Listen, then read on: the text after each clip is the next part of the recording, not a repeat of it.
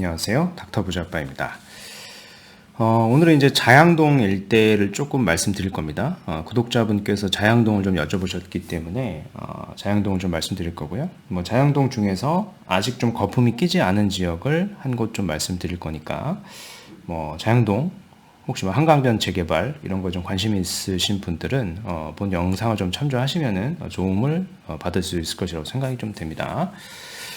먼저 주요 기사를 먼저 살펴보도록 하겠습니다.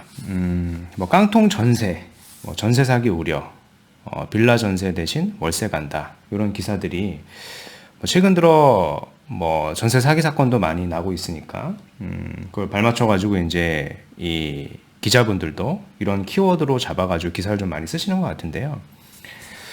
뭐 저는 이제 통계 데이터를 좀 보고 좀 생각을 해보면은 1분기 서울 빌라 전세 비중이 54%. 역대 최소입니다.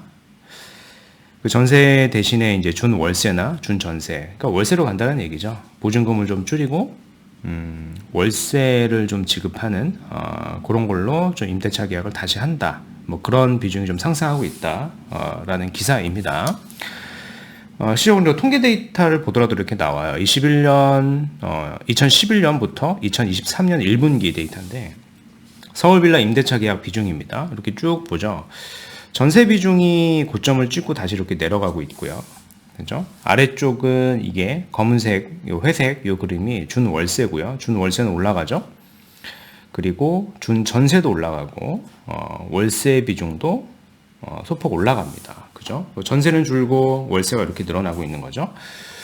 뭐 이렇게 가는 이유가 뭐 심리적으로 이런 거겠죠. 깡통 전세, 뭐 전세 사기 등의 문제로 빌라 전세에 대한 불안감 등이 뭐 커지면서 전세 비중은 점점 줄고 준 월세나 준 전세로 비중이 늘어나고 있는 분위기다. 뭐 이런 얘기인데요. 사실은 뭐 이런 빌라에 내가 뭐 전세나 월세로 산다라고 하는 얘기는 아주 비싼 빌라에 전세나 월세로 사는 건 아닐 겁니다. 그죠? 대부분 보면은 한 뭐 3, 4억짜리 빌라에 그죠? 우리가 한 2, 3억 정도 전세를 사는 거겠죠? 근데 이제 전세 사는 것도 다 본인 자금은 아닐 것이고, 뭐 전세자금 대출을 받는 걸 겁니다. 근데 좀 개인적으로 조금 안타까운 게, 내가 이제 전세에서 전세가 조금 전세 사기가 좀 부담이 돼서 전세금을 온전히 지키기가 어렵기 때문에 준 월세나 뭐 준 전세나 이런 걸로 가는 게 아니라, 차라리 이거보다는 매매로 조금 전환하시는 게 훨씬 더 좋은 거거든요. 어차피 2, 3억짜리를 내가 전세나 혹은 월세 기준으로 산출을 해봤을 때 비슷하게 뭐 한 3, 4억 정도 되는 빌라를 내가 매매하는 것과 사실 한 달에 들어가는 이런 뭐 거주에 따른 비용이 사실 큰 차이가 있지는 않습니다. 그렇죠?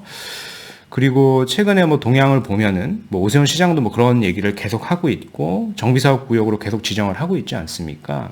여러 가지 규제를 완화하고 있고 그래서 빌라를 사실은 괜찮은 거를 잘 사면 시세가 굉장히 많이 오를 수도 있거든요. 그래서 사실은 뭐 전세에서 월세로 갈 게 아니라 전세에서 그런 좀 괜찮은 정비사업 구역의 예정지 빌라를 차라리 사는 게 본인 자산에는 크게 더 도움이 될 수 있는 선택지라고 생각이 되는데 그런 부분이 조금 이제 아까운 것 같다라는 생각이 듭니다. 뭐 집값이 뭐 바닥 찍었나 뭐 5% 이상 하락 거래는 10건 중에 3건만 있다라는 기사입니다. 뭐 금매가 좀 많이 소진이 됐다라고 한 거는 좀 아실 거예요. 그죠? 그 서울 아파트 가격이 대폭 하락을 했다. 5% 이상 하락한 거래 비율은 3월 기준에서 봤을 때는 29.46%였던 게요. 요게 지금 뭐 계속 유지가 되다가 지난달에는 한 20%대로 이제 들어선 거죠. 뭐 하락 거래가 많이 없다라는 얘기입니다. 금매가 좀 많이 소진이 됐다라고 하는 거를 우리는 이제 이 통계 데이터를 통해서 확인을 해볼 수가 있는 거고. 맨 아래에 보면은 서울의 5% 이상 상승 거래 비중은 18.97%로 2월보다 0.65%가 오히려 줄었다라고 하죠. 그렇죠? 하락 거래는 사실은 비율은 줄어드는 건 맞는데 5% 이상 상승 거래 비중이 사실 많이 나오고 있지는 않은 것 같아요. 그렇죠? 이게 무슨 얘기냐면은 가격이 싼 거는 급매로 조금 소진이 되고 있는데 거기에 호가를 붙여가지고 내놓은 매물이 사람들이 막 추격 매수를 많이 하고 있는 상황은 아니다 정도로 우리는 좀 이해를 하셔야 될 것 같아요. 그죠? 그러니까 추격 매수가 많이 일어나고 있는 상황은 아니다. 다시 소폭 줄었잖아요. 5% 이상의 상승 거래 비중이 2월보다 0.65% 소폭 줄었으니까. 물론 요걸 이제 지역에 따라 약간 차이는 있습니다. 뭐 전체적인 지역으로 뭐 통계를 내봤을 때 그렇다라는 거고요. 이제 반면에 이제 송파, 뭐 잠실 같은 지역 같은 경우에는 조금 다른 양상을 좀 띠고 있는 것 같아요. 뭐 급매물 족족 걷어가더니 잠실 아파트 4개월 뒤, 뭐 4개월 사이에 한 3억 뛰었다, 뭐 이런 얘기잖아요.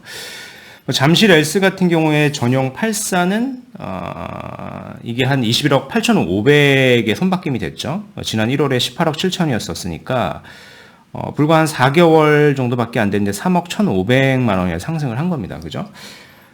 이 시점이 사실은 뭐 하락장이다라는 얘기가 많았는데 이 하락장 속에서도 이렇게 반등하는 거를 우리가 잡을 수 있다라고 하면은요, 그죠? 이 저점을 잡은 거잖아요. 저점을 잡으면 이렇게 시세 차익이 시세 상승이 굉장히 3억 이상 날 수 있다라는 겁니다. 일반 직장인 기준에서 3억을 저축하려고 하면은요, 사실은 뭐 거의 10년 이상 저축을 해도 쉽지 않은 금액인데 이거를 4개월 만에 뭐 3억 1,500이나 이게 상승폭을 가져간 거죠. 그리고 더 의미 있는 수치가 뭐냐면은 해당 이 잠실 일대는 잠실동 이 전역 있지 않습니까? 여기는 2020년 6월부터 토지거래 허가구역이에요. 그러니까 토지거래 허가구역이라고 하는 거는 투자자가 갭으로 살 수 없고 실수요자가 거주를 하는 조건으로 이제 토지거래 허가가 나는 거지 않겠습니까? 그러니까 이게 어떤 투자의 수요는 없고요. 다 실수요로 이렇게 들어온 거고 실수요가 들어와서 그 시세 상승이 한 3억 정도 났다라는 얘기는 사실 지금 시세가 거의 이제 거품이 거의 없는 시세다라고 판단을 하는 거겠죠. 실수요자 입장에서는. 투자 수요는 어차피 못 들어오는 지역이니까. 그래서 이렇게 좀 생각을 하면 되겠고, 뭐 토지거래 허가가 이제 만약에 뭐 풀린다라고 하면은, 시간이 지나면 풀리겠죠. 풀린다라고 하면은 투자 수요까지 같이 들어오면 아마 시세는 더 올라갈 수 있는 지역이라고 우리가 평가를 해볼 수가 있는 거겠죠. 그죠? 뭐 여튼, 현재 상황에서 봤을 때는 실수요자만 들어왔기 때문에 거품이 낀 가격이 아니다라고 우리는 판단을 해볼 수가 있는 겁니다. 오늘 이제 구독자 사연을 같이 좀 보고요. 지역을 살펴보겠습니다. 안녕하세요, 다뿌님. 광진구의 1주택 소유 및 실거주 중인 주부입니다.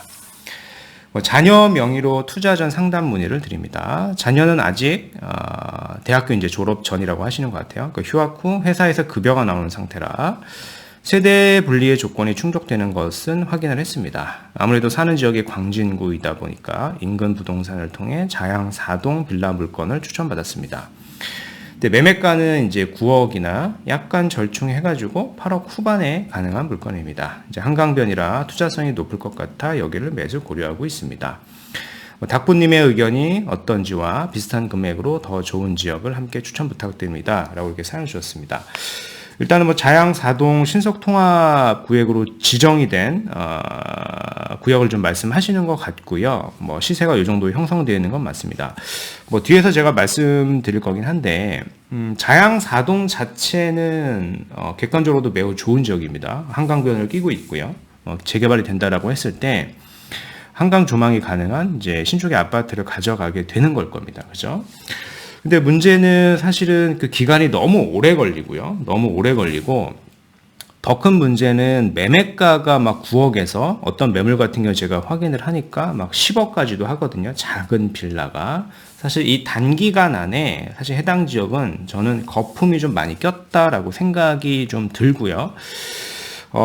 또 다른 또 이렇게 어떻게 보면 반대하는 이유가 자양 4동 물건보다는 사실 비슷한 자금으로 할 수 있는 더 상위 급지가 사실 지금 더 싸요. 그래서 그쪽의 지역을 같이 검토하는 게 저는 더 좋다라는 생각이 들고요. 이 비슷한 자금을 우리가 풀로 쓴다라고 보면은요. 근데 이제 자녀분이 아직 뭐 졸업 전인데 뭐 급여가 나오고 있다라고 하지만 회사에서 사회초년생이 어떻게 보면 비싼 금액을 사는 거지 않겠습니까? 그래서 이런 부분들이 세무적인 이슈가 생길 수도 있으니 마지막으로 제가 드리고 싶은 거는 자양동 일대도 보면은 아직까지는 거품이 끼지 않은 그런 빌라도 있거든요. 구역 지정의 가능성이 굉장히 높은 그런 빌라를 좀 더 같이 검토하시는 게 좀 낫지 않나. 자녀 명의로 봤을 때는요. 그 얘기를 같이 종합적으로 해가지고 지도를 보면서 설명을 드려보도록 하겠습니다. 일단 자양 4동 말씀을 하셨잖아요. 제가 좀 기사를 좀 찾아가지고 이렇게 좀 밑줄을 좀 그어놨는데 광진구가 이제 사양 4동이 신통기획 재개발 사업 본격 시동이 됐습니다. 그죠? 지난 2차 후보지 공모에 이미 선정이 됐고요. 행정구역으로 번지수로 보면은 자양 4동 57-90번지 일대입니다. 근데 여기가 구역이 굉장히 커요.